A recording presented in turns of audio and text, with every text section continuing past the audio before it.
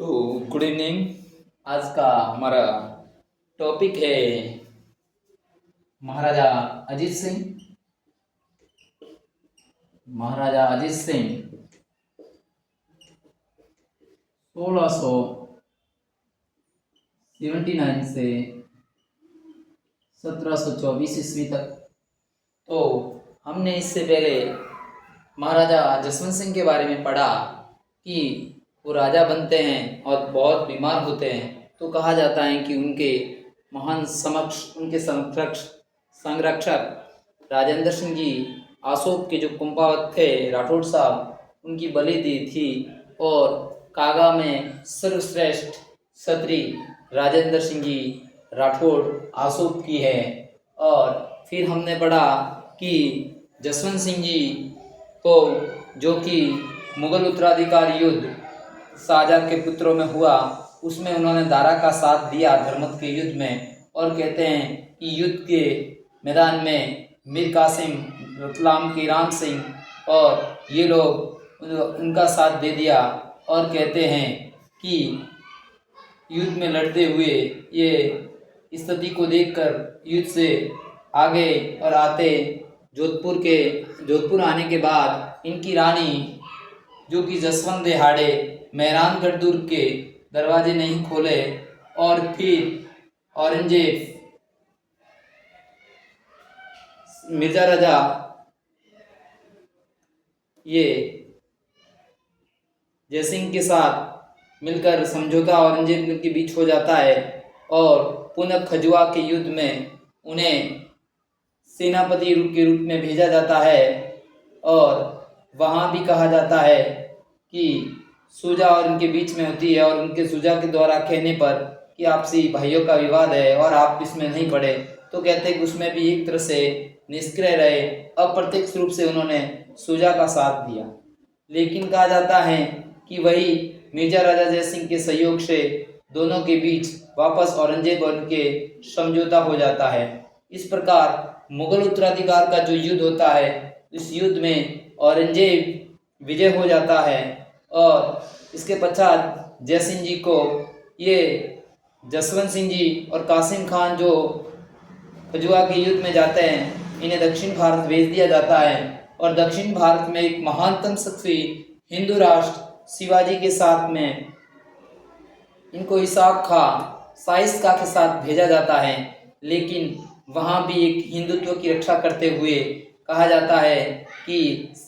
साइस का द्वारा शिवाजी को बंदी बना लिया जाता है, तो रात को वो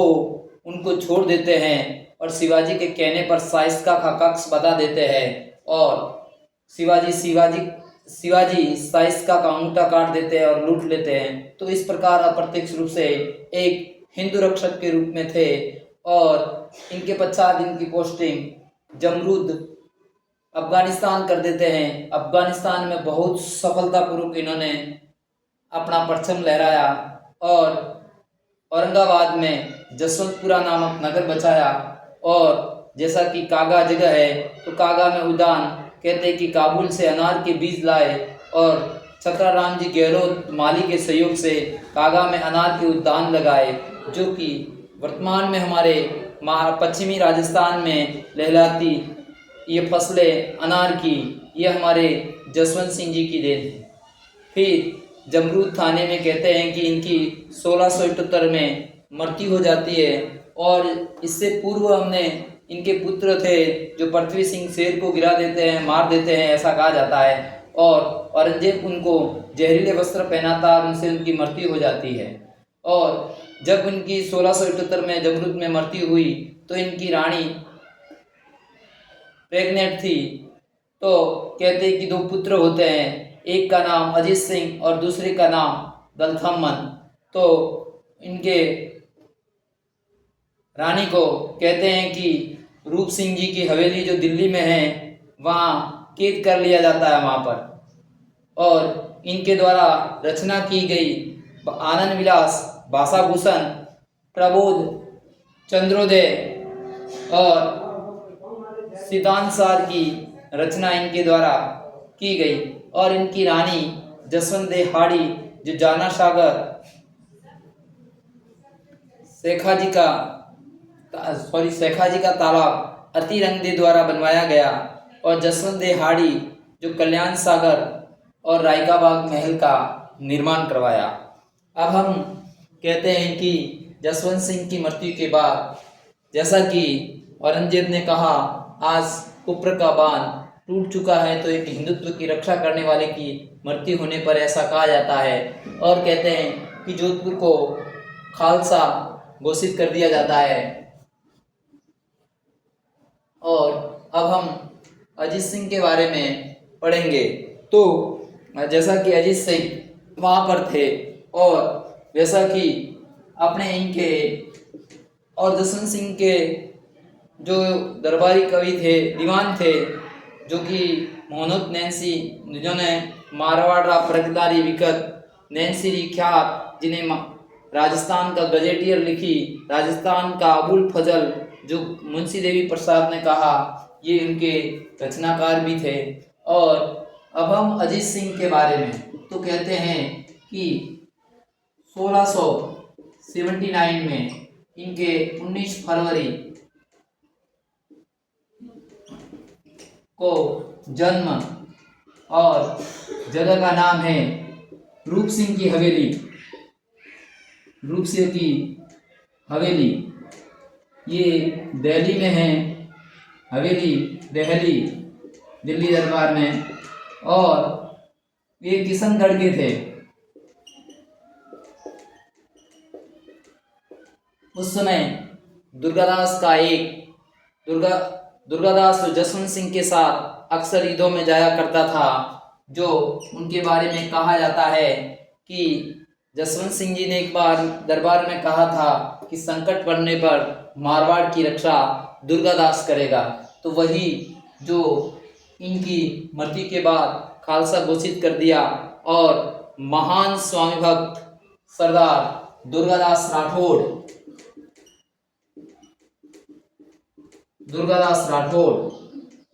मारवाड़ की पन्ना धाय, जिनका नाम गोराधाय, मारवाड़ की पन्ना धाय कह सकते हो इनको। फिर दुर्गादास के सहयोगी चौहान वंश की एक शाखा के मुकुंदास खींची, जो कि इन तीनों की कूटनीतिक और इनकी सेनाओं के द्वारा कहा जाता है कि गुप्त रूप से जो रूप सिंह की हवेली में थे, तो कहा जाता है कि गोराधाय थी जो मेहतरानी का रूप धारण किया। और कहा जाता है कि जहां दलथम्मन और अजीत सिंह जी सो रहे थे, कहते हैं अजीत सिंह जी सो रहे थे, तो वहां पर अपने पुत्र या किसी के कहीं अपने पुत्र का ही लिखा हुआ है, अपने पुत्र या पुत्री को सुला देती हैं और वहां से निकाल लेती है। और बाहर निकालते ही कहते कि मुकुंदास खींची एक सपेरा कालबेलिया के वेश में, कालबेलिया जो सपेरा जाती है, तो एक कालबेलिया के वेश में मुकुंदास खींची कुछ स्वामीभक्त सैनिकों के साथ इनको अजीत सिंह को वहां से और दुर्गादास के सहयोग से सुरक्षित लेकर सिरोही आ जाते हैं। सिरोही का वर्तमान जो कालंदरी क्षेत्र है, वहां पर जयदेव पुष्करना रोहित ब्राह्मण थे, उनके घर पे अजीत सिंह को रखते हैं और इन्हें कहा गया कि यदि कोई कहे तो अपने कोई रिश्तेदार का या किसी पालन पोषण के लिए रखा हुआ बच्चा बता देना। और जैसा कि विदित है कि महान स्वामी भक्त मुकुंदास खींची, जो चौहानों की शाखा खींची वंश का एक मुकुंदास खींची को देख रेख में रखा गया, ये निगरानी रखता था। और कहते हैं कि जब तक वयस्क न हो इनको प्रकट नहीं होने दिया जाए। और इधर औरंगजेब को ये सूचना मिलती है कि ऐसा हुआ, तो औरंगजेब क्या करता है, दिल्ली में नकली अजीत सिंह किसी एक शिशु को उठा लेते हैं और नकली अजीत सिंह को जोधपुर का शासक घोषित कर देते हैं और इनका संरक्षक जेबू निशा को रखा जाता है। तो एक महान स्वामी भक्त दुर्गादास राठौड़, अब इनकी एक कहा जाता है कि दुर्गादास राठौड़ को मारवाड़ का चाणक्य, जिस प्रकार चंद्रगुप्त को भारत का एक महान शासक बनाने में मदद की थी, उसी प्रकार दुर्गादास राठौड़ ने 30 वर्ष से संघर्ष करके अजीत सिंह को अंत में राजा बना देते हैं। और अजीत सिंह के सहयोग से मेवाड़ के उस समय राजा राज सिंह, दुर्गादास राठौड़ और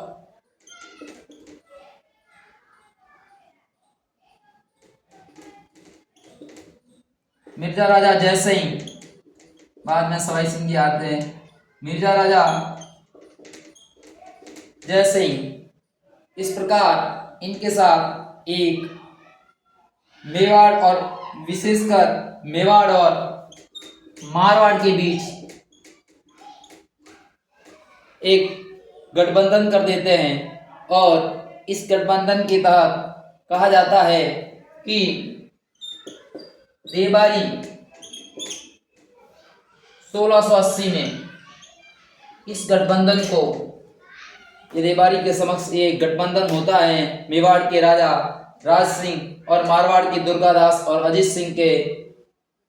मार्फत इनका समझौता हो जाता है। कहते हैं कि 1680 में औरंगजेब की सेना, औरंगजेब के द्वारा युद्ध किया जाता है। इस युद्ध में विजय मुगलों की होती है, विजय मुगलों की, लेकिन जो इनका गठबंधन था वो तोड़ नहीं सका। इस प्रकार दुर्गादास एक महान स्वामी भक्त कूटनीतिज्ञ था। तो कहा जाता है कि औरंगजेब का पुत्र अकबर को प्रलोभन देकर, और उनको कहा जाता है कि तुम्हारे को दिल्ली का बादशाह बना दिया जाएगा, और वह कुछ सेना लेकर अजीत सिंह जी और मेवाड़ के राजा राणा राज सिंह के कहने पर यहाँ आ जाता है। और कहा जाता है कि अजीत सिंह और राज सिंह द्वारा पाली में जो नाड़ोल स्थान है, नाड़ोल में उनका राज्याभिषेक करवाया जाता है, अर्थात अकबर को, जो औरंगजेब का पुत्र है, उनको दिल्ली का बादशाह घोषित कर दिया जाता है। और ये खबर औरंगजेब को लगती है और औरंगजेब कूटनीतिक चालों द्वारा अकबर को अपने पास बुलाता है। लेकिन अकबर को इसकी भनक लग जाती है कि वहाँ जाने के बाद मेरे साथ जो व्यवहार किया जाएगा, तो कहते हैं कि वहाँ जाने के बाद ऐसी घटना घटित होती है और वहाँ से वह निकलकर कहते हैं कि संभाजी के पास चला जाता है और कहते हैं कि कुछ वो सहायता देने का आश्वासन देते हैं। लेकिन अंत में कहा जाता है कि वह इराक की साइड चले जाते हैं और कहते हैं कि औरंगजेब द्वारा इनको मरवा दिया जाता है। इधर 1681 में राज सिंह की मृत्यु के बाद औरंगजेब एक कट्टर धर्म विरोधी था। तो कहा जाता है कि जय सिंह के साथ एक समझौता करते हैं और जय सिंह जजिया कर के बदले अपने 2 क्षेत्र मेवाड़ के बदनौर, जो कि वर्तमान में ब्यावर जिले में आता है, और मांडलगढ़ ये क्षेत्र वर्तमान में भीलवाड़ा है, तो ये जजिया कर के रूप में जय सिंह उनको दे देते हैं और राठौड़ मेवाड़ का जो राठौड़ सिसोदिया का गठबंधन है वह टूट जाता है। इस प्रकार दुर्गादास राठौड़ द्वारा लगातार 79 से 1708 तक राजा बनाने के लिए संघर्ष किया जाता है। और इधर कहा जाता है कि ये जैसे वहाँ सहायता नहीं मिलती है और ये इराक की तरफ कहते हैं कि संभाजी के पास और अनुकूल स्थिति नहीं होने के कारण ये इराक चले जाते हैं और दुर्गादास राठौड़ मारवाड़ आ जाते हैं। और कहा जाता है कि जो कि अकबर था उसके एक पुत्र सफियु निशा और बुलंद अख्तर पुत्र और पुत्री थे, उनकी देखभाल करने के लिए दुर्गादास के पास छोड़ देते हैं और दुर्गादास जूनाबाड़ में वहां पर जगन्नाथ राय रामचंद्रोत के पास इन दोनों की देखभाल के लिए और उचित मुस्लिम विधि के अनुसार शिक्षा दीक्षा के लिए छोड़ देते हैं। और जब अकबर को या औरंगजेब को ये बात पता चलती है कि मेरे पोता और पोती जिंदे हैं और वह दुर्गादास के कब्जे में हैं, तो कहा जाता है कि औरंगजेब के दरबार में एक ईसरदास नागर जिनके द्वारा फतुआते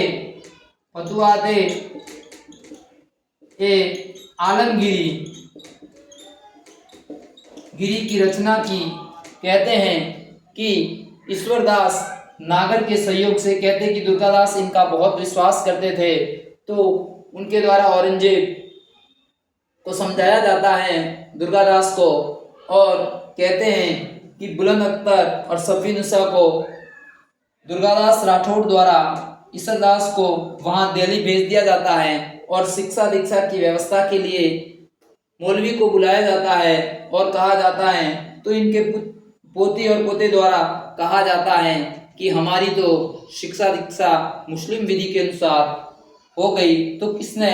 तो उनके द्वारा कहा जाता है कि शेखू बाबा, ये दुर्गा बाबा, तो औरंगजेब के द्वारा कहा जाता है कि तुम दुर्गा बाबा को जानते हैं, तो कहते हैं कि दुर्गा बाबा अपने कभी उनको चेहरा नहीं दिखाया था, तो दुर्गा बाबा ने उनके शिक्षा की और इनका पालन पोषण की एक उचित व्यवस्था की थी। और औरंगजेब उससे प्रभावित हुआ और दुर्गादास से कहा कि अब जो कुछ तुम चाहे वह मांग ले, मैं देने के लिए तैयार हूँ, आप चाहो तो आपको मारवाड़ का राज्य दे दिया जाएगा। लेकिन दुर्गादास राठौड़ एक स्वामी भक्त, मारवाड़ की रक्षा करने वाला, जो जसवंत सिंह के दिए हुए वचन का पालन करने वाला, तो कहा जाता है कि उसने वह उनकी शर्तों को नहीं माना। और कहते हैं कि लंबे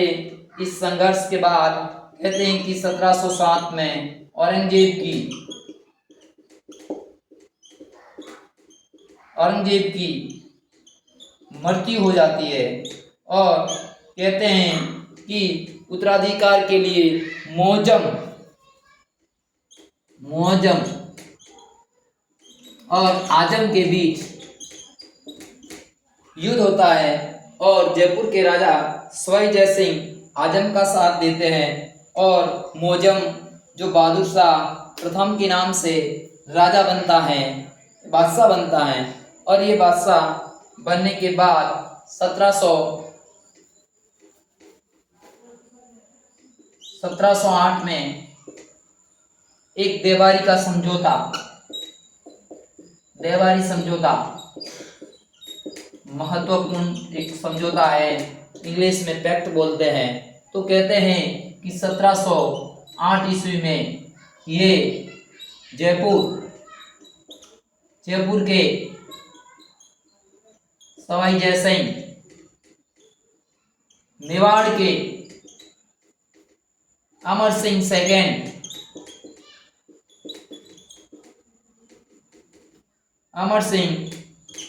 सेकेंड के मध्य और उधर अजीत सिंह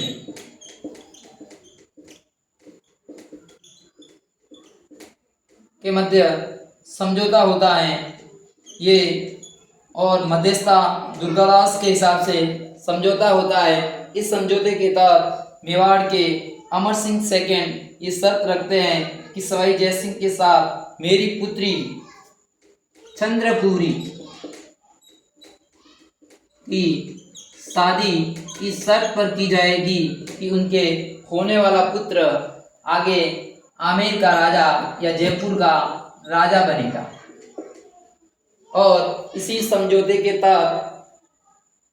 कहा जाता है कि बहादुर शाह द्वारा अपने 1708 में अजीत सिंह को मारवाड़ का राजा बना दिया जाता है और सवाई जयसिंह जी को जयपुर का राजा बना दिया जाता है। और कहा जाता है कि इस प्रकार दुर्गादास के 30 वर्षीय संघर्ष और स्वाभिमान और गोराधाय और मुकुंदास खिची के साहसिक प्रयासों से 30 वर्षीय संघर्ष के बाद अजीत सिंह मारवाड़ का राजा बनते हैं। और कहा जाता है अजीत सिंह को कान का कच्चा राजा कहा जाता है। और ऐसा कहा जाता है कि अंतिम समय में दुर्गादास राठौड़ और अजीत सिंह की जो कान का कच्चा, जैसा कि अभी बताया है, इनके आपस में नहीं बनी और इनको निकाल देते हैं और कहते हैं कि अमर सिंह सेकेंड द्वारा रामपुरा और विजयपुरा मेवाड़ में ये राजसमंद के आसपास कोई जगह है, तो ये जागीर में दुर्गादास राठौड़ को दे दिया जाता है। और दुखी मंत्री वंश से वह वहाँ चला जाता है और कुछ समय पश्चात दुर्गादास वहाँ से मध्य प्रदेश चले जाते हैं और कहते हैं कि 1716 या 1718 को सिप्रा उज्जैन, जो मध्य प्रदेश में सिप्रा नदी के किनारे इनकी मृत्यु हो जाती है और वहीं पर इनकी छतरी है। तो कई बार एग्जाम में आ सकता है कि दुर्गादास राठौड़ की छतरी कहाँ है, तो मध्य प्रदेश में उज्जैन में सिप्रा नदी के तट पर इनकी है। और जैसा कि कहा जाता है कि मारवाड़ का पितृहंता मालदेव रावगंगा को मारकर राजा बना, तो इसी प्रकार इसका पुत्र बख्त सिंह अपने पिता की हत्या कर दी और मारवाड़ का राजा बन गया। लेकिन जनता द्वारा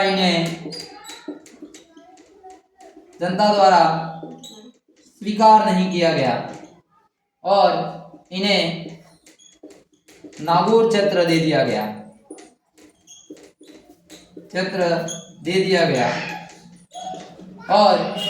इनका दूसरा पुत्र अभय सिंह मारवाड़ का राजा बना। तो कई बार एग्जाम में आ सकता है कि मारवाड़ का दूसरा पितृहंता तो बख्त सिंह अपने पिता दुर्गादास राठौड़ की हत्या कर राजा बनता है, लेकिन जनता द्वारा इन्हें स्वीकार नहीं किया जाता है। तो